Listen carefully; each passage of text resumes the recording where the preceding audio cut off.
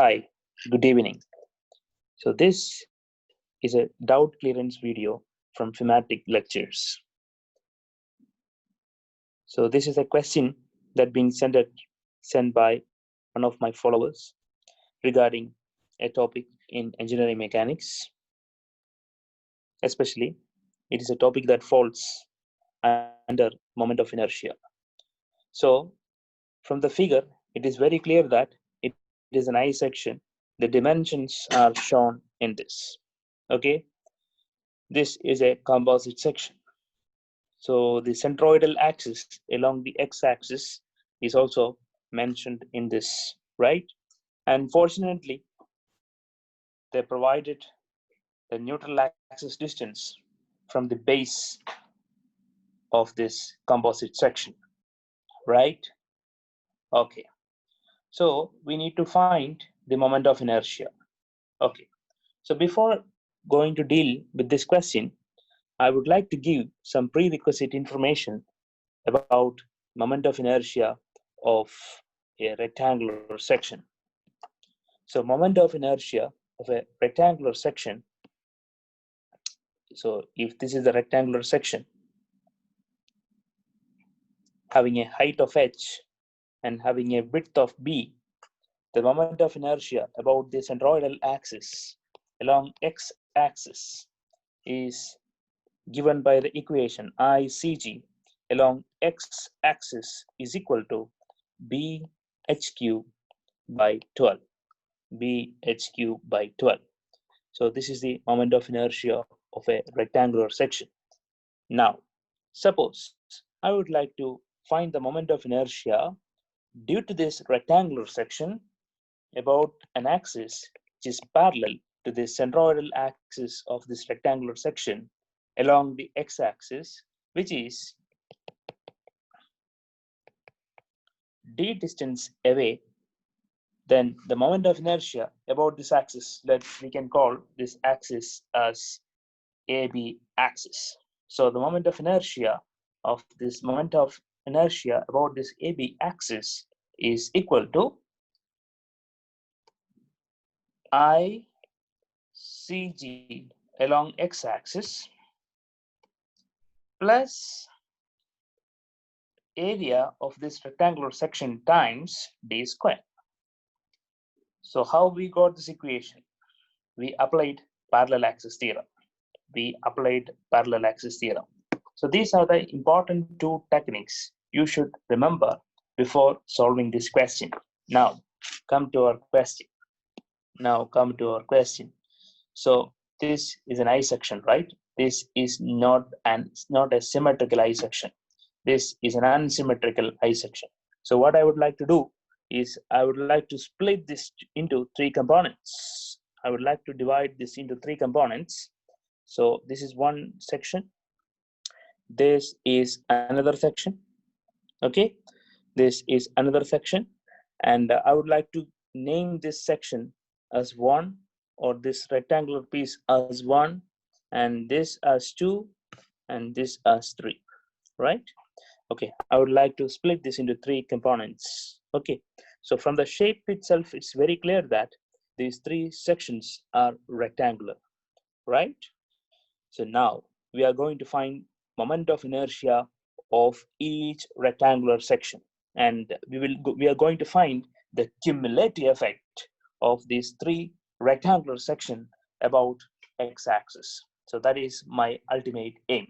Now I would like to redraw this figure here.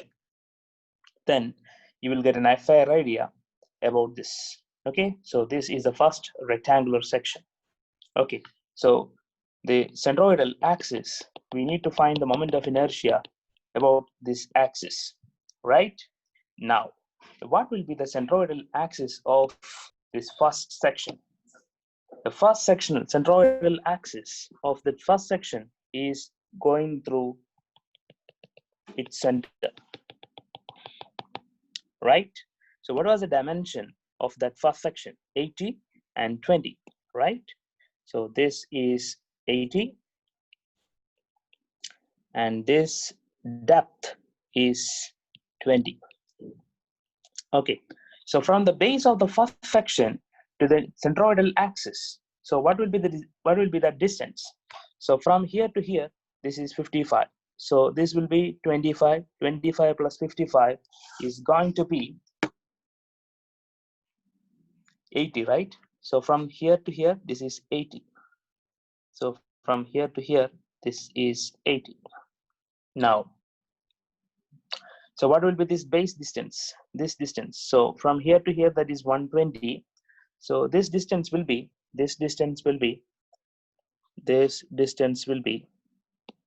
so I will use a different color, a marker to represent that distance. Okay. So this distance is equal to 120 minus 55. 120 minus 55. That is 65, right? So this distance is 65. So I will represent that figure here, the distance here. So from here to here, this distance is 65. And we know that the centroid of this rectangular section, is 20 by 2, that is 10 mm. Therefore, from the figure, it is very, very clear that the distance between these two parallel axes will be 65 plus 10. That's going to be 75 mm. 75 mm. Now, we are going to apply the parallel axis theorem. So first of all, you try to calculate what is the moment of inertia of the centroidal axis about x-axis of the section 1. The equation is b d square by 12, right? So that is going to be 80 times 20 square, not 20 square, it is 20 cube, right? bh cube by 12, right? So 20 cube divided by 12. So 80 into 20 cube by 12. So let me revisit that equation. Yeah, that is bh cube by 12. The same equation, 80 into 20 cube divided by 12.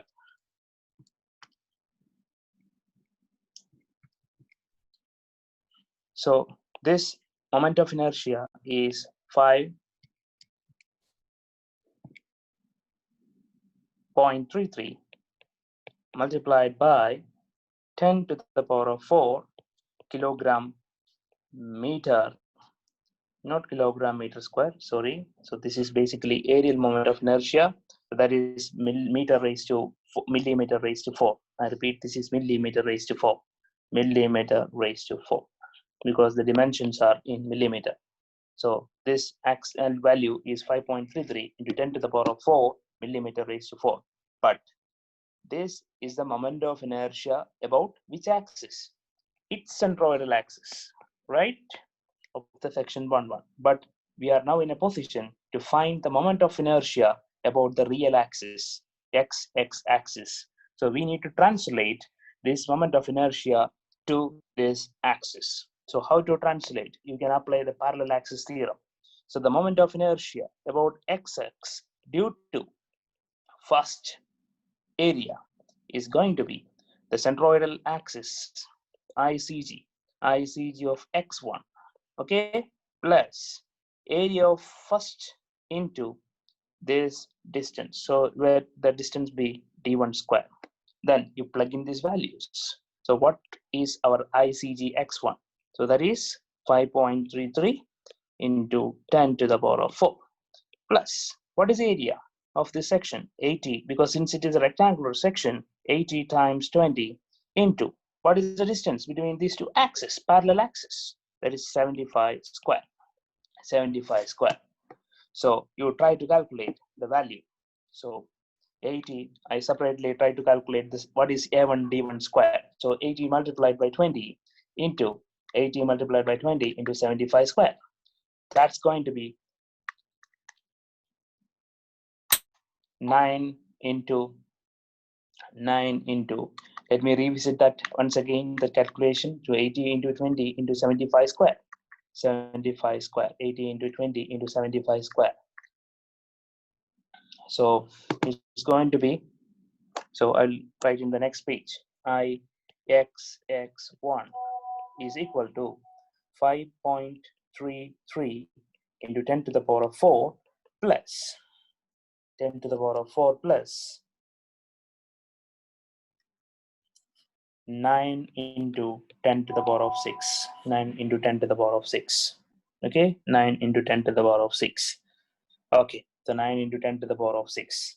So that's going to be, let's see, we can add these two values into 10 to the power of 4 plus 9 into 10 to the power of 6.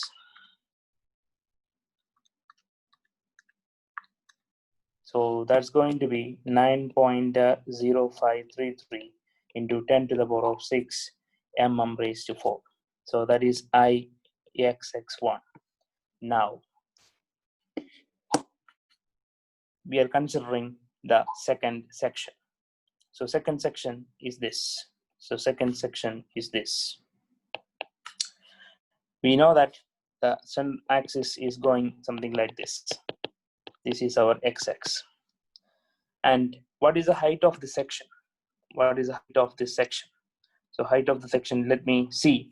The total height of this second section is 120. 120. 120. So from this base, it is very clear that from this base, this is 55 mm. Is it 55 mm? Let's see. Yeah, it's 55 mm. 55 mm. And we know that the centroid of the second section, because since the total height of this section is 120, this total height is 120. We know that its individual centroid is passing through the half of 120. The half of 120 means that is passing through 60. That is passing through 60. So this is the centroid of its own. So we can call that as 2x2, right? So the distance between this base to this is half of 120, that is 60. So what will be the parallel distance between 60, parallel distance between these two axes? This is 60 minus 55, that is 5. Now we need to apply a parallel axis theorem for this section. So before that, I will mark the dimension of this second area. So that is 25 mm thickness and 120, 25 mm thickness. So the 25 mm, 25 mm. So let me rewrite that. 25 mm. That is, you can read it as 25 mm. Okay, so this is 25 mm. Okay, now apply the moment of inertia ICG x2, that is equal to BHQ by 12. That is 25 into total height is 120 cube by 12. 25 into 120 cube by 12. That is ICG x2. But unfortunately or fortunately, we need to find the moment of inertia of this section IXX due to second section. Apply the parallel axis theorem. That is ICG x2 plus a2 d2 square. You please plug in these values. So that is going to be IXX2 is equal to, first value was what? 25 into 120 cube by 12 plus the second area. So 25 into 120, right? So 25 multiplied by 120 into, what was the distance? 25, right? The distance between the two parallel axes is 5. So 5 square. Then you plug in these values in a calculator and find the answer. So 25 into 120 cube divided by 12 plus 25 into 120 into 5 square. I'm directly straight away I'm substituting this value. So you'll get 3.675 into 10 to the power of 6 mm raised to 4. Now, finally, we need to find the moment of inertia due to the third section. Okay, so what will be the influence what will be the influence of the third section to our governing axis, so considering axis. So this is our third section. This is our third section. So let me note down the values. So 25 mm thickness for the third section, and that is 110 millimeter width, 110 millimeter width, and 25 mm thickness, 110 and 25. This is 110 and this is 25. Our axis is somewhere here. This is our x-axis axis, right? This is our x-axis axis. We know that from this x-axis axis to this base is 55. We know what is a centroid of 25, right? So its own centroid is passing somewhere here. So this is xx3, the centroid of the third section. And we know the half of 25 is 12.5. 12.5. So that means this is the half of that, that is 12.5. Now, what will be the distance? This distance will be equal to 55 plus 12.5. So that is going to be 62.5 mm. 62.5 mm. 62.5 mm. Is it 62? No, it's 67.5 because 55 plus 12.5 is, that's my mistake. This is 55 plus 12.5 is 67.5 mm. Okay, so that is a distance between the two parallel axes. Now, same strategy you can apply. So what will be the ICG due to x3? That is equal to PHQ by 12. So that is 110 into 25 cube divided by 12. Now, IXX due to third position, parallel axis theorem, right? So I will write the equation ICG due to x3 plus a3 d3 square. Then substitute this value 110 into 25 cube by 12 plus the area is 110 into 25 into what will be the distance? 67.5, 67.5 square. Then plug in this value in your calculator and find it. 110 into 25 cube divided by 12 plus 110 into 25 into 67.5 square.